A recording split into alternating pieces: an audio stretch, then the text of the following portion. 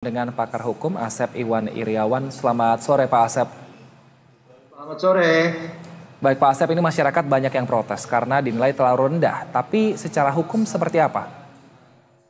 Ya, yang pertama hukum itu ya harus logis, apalagi vonis. Artinya vonis yuridis logis. Kalau vonis yuridis tidak logis, berarti ya ada pertimbangan lainnya yang pas barang tentu mereka yang tahu itu. Nah sekarang kalau hukuman tentang tindak pidana korupsi ya ringan, ya sekali lagi ringan, dan itu menyangkut hajat hidup orang banyak karena menyangkut kekayaan alam, yaitu timah yang sekarang nilainya hampir 300 triliun, hukumannya hanya berbanding 6 tahun, yaitu nggak logis.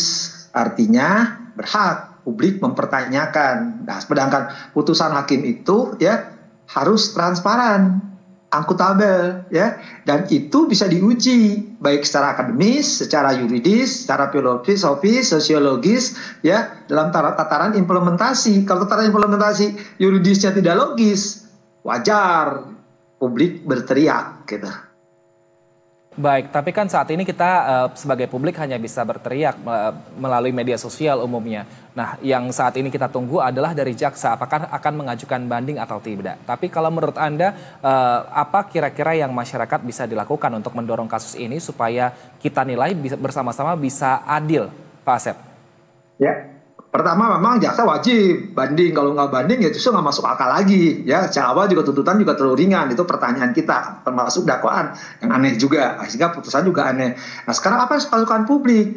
Nah putusan itu ketika diumumkan ke publik itu telah menjadi milik publik. Ketika milik publik, dikenallah di kalangan hukum itu anotasi ya sama eksaminasi. Jadi ketika salah satu anotasi eksaminasi inilah publik menyuarakan dalam bentuk ya publikasi melalui media. Jadi ketika ada keluhan-keluhan media yang sekarang selalu kasih judul baru itu no justice, no viral, no viral, no justice. Artinya ketika tidak diramaikan, mereka tenang. Jadi media, seluruh kekuatan publik harus berteriak. Karena masyarakat kan ketika putusan ini membuat meringis dan kita menangis ya, karena memang kondisinya tadi ya membuat kita ya sakit lah gitu kan. Kalau 300 triliun itu kan anggaran Jawa Timur aja bisa 8 kali, makan siang aja bisa berapa kali. Nah tapi sekarang tidak diteriakin oleh publik, nanti mereka keenakan, tenang aja, publik juga diam, media juga diam, akhirnya terus berlangsung permainan-permainan pola-pola ya yang apa-apalah hukuman terserah, nggak puas silakan banding kasasi. Jadi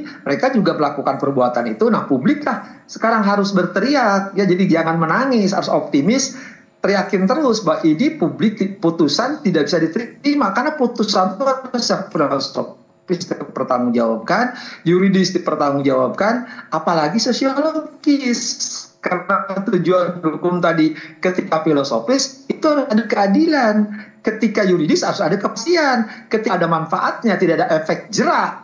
Ya, walaupun sekarang kan lagi dikembangkan bahwa cukup dikembalikan, nanti pakai denda, abolisi, amnesti, itu soal lain lah itulah ya. Sekarang ketika ada putusan dipertontonkan korupsi kurang lebih 300 triliun, kurang lebih terdakwanya lebih dari 1, hukumannya di bawah semua 10 tahun, sementara yang korupsinya 1 triliun hukumannya lebih gede dari itu kan nggak logis. Ketika putusan nggak logis, mari kita optimis untuk kita kikis putusan ini rame-rame. Karena itu milik publik itu putusan. Baik, Pak Asep, tapi masalahnya untuk putusan terhadap tindak korupsi ini yang dinilai ringan tidak hanya baru kali ini saja terjadi.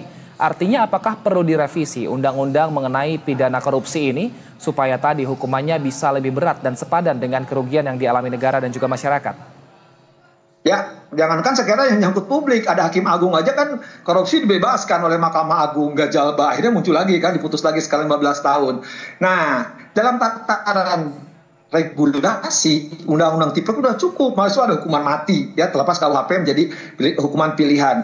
Tapi ini tataran implementasi ketika para yuris ya, itu para penegak hukum melakukan proses hukum dari mulai bikin dakwaan, tuntutan sampai pembelaan dari penasihat hukum, kemudian putusan, itu tidak linear dalam arti yuridisnya, tidak bisa logis, ya berhak teriak. Terlepas dari itu semua ya justru karena kalau sekarang putusan-putusan aneh bin ajaib ya yang sekarang akhirnya ketahuan setelah kita teriak, ya didiamkan, mereka semakin merajalela, akan seenaknya membuat putusan ya. Jadi di bahasa hukumnya ratio desidendi-nya ketika mempertimbangkan putusan, ya biarin aja, nggak puas ada upaya hukum. Kalau itu dilakukan oleh semua penegak hukum tanpa ada pertanggungjawaban terhadap putusan itu terhadap orang-orang yang melakukan kejahatan serius dan harusnya luar biasa penindakannya, tapi biasa-biasa saja, ya masa kita harus diam? Kita harus tetap teriak. Jadi publik, ya, publikasi melalui media dan dia terus teriak, ya itu yang bisa dia lakukan sekarang, karena senjata yang paling pamungkas adalah ya memang ketika rakyat berteriak, sekarang netizen teriak semua karena itu tidak masuk akal,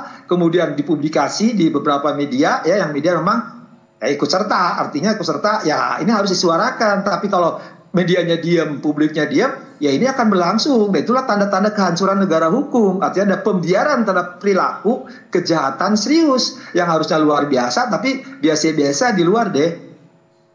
Baik, Pak Asep, tapi kalau misalnya kita lihat tadi kan memang hakim ini membuat keputusan tentu berdasarkan hukum-hukum yang sudah ada. Nah, lagi-lagi kan hukum-hukum kita ini untuk korupsi dinilai hukuman untuk korupsi ini masih rendah jika dibandingkan dengan tindak pidana ringan lainnya yang tidak merugikan orang banyak.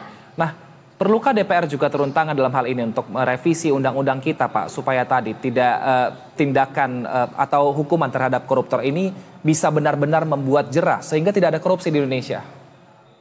Ya, kalau korupsi dihilangkan nggak mungkin, minimal mengurangi, ya seperti lakukan negara Cina dan beberapa negara misalkan yang memang anti korupsi. Nah, tidak perlu ada keterlibatan DPR. Sekarang bagaimana hukum ditegakkan ketika para yuris, ketika APH, aparat penegak hukum, berlandaskan hukum. Artinya ini kan ada patokannya, kalau korupsi sekian itu di Mahkamah Agung tuh ya, oh harus sekian, harus sekian. Kan di dalam hukum itu dikenal konvensi dan jurisprudensi. Jadi kebiasaan para hakim memutus perkara yang lebih dari sekian. Misalkan gini, kasih contoh ya.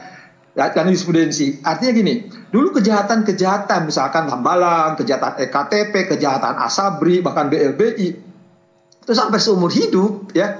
Jadi berat-berat hukumannya. Artinya ketika nilai-nilai yang dulu ratusan miliar aja seumur hidup, sekarang masuknya triliun. Ya, ketika masuk triliun, masa bermainnya di bawah 10 tahun gitu? Itu pertanyaannya juga, termasuk tuntutan jaksa ya, dan dakwaannya juga. Saya juga awal beri catatan khusus. Tapi yang penting kan sebenarnya di kalangan hukum dikenal. Taveru mengatakan hukum boleh berantakan, tapi kalau hakimnya benar-benar penegakan hukum. Nah, penegakan hukum nggak benar, artinya melukai, ya, artinya menusuk, mengusik, ya, meringis kita, nangis kita dengan putusan itu berarti harus ada pertanggungjawaban, ya. Nah, yang lebih terkenal, nah ada jurisprudensi itu kan harus diikuti, konvensi kebiasaan itu harusnya diikuti. Jadi jangan membuat putusan yang tidak sesuai dengan konvensi, tidak sesuai dengan jurisprudensi. Walaupun kita tidak menganut jurisprudensi, tapi kan setidaknya ya kita paham lah. Orang-orang penegak hukum itu kan karena dulu masuk fakultas hukum tidak ngerti matematik, maka saya kira sekarang di fakultas hukum harus diajarkan matematik, cara menghitung gitu kan.